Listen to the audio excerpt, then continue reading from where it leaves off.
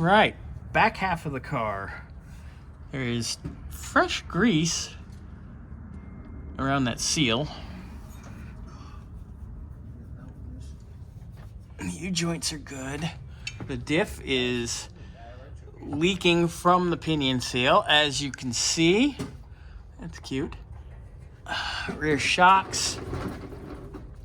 Bushings are trash. Bushings are trash. It has been converted to rear disc, which I kind of dig. There is no rubber except cracked rubber on the spring isolators.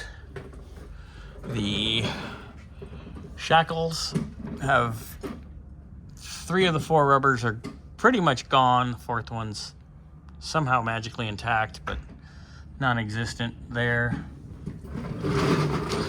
Driver's side, they're all cracked. They're all done. Done skis. All right, so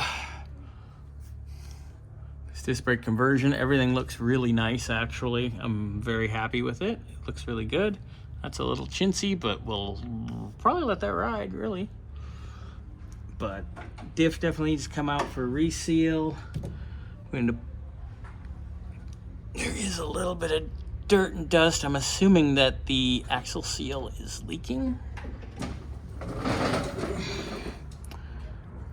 So we got that, but the rear brakes look good overall. The exhaust is nice. The ground is nice up there. Look at that, that's beautiful. All this nice work, and then let's leave an absolute crusty piece of rubber hose back here on the fuel tank pickup. Lovely.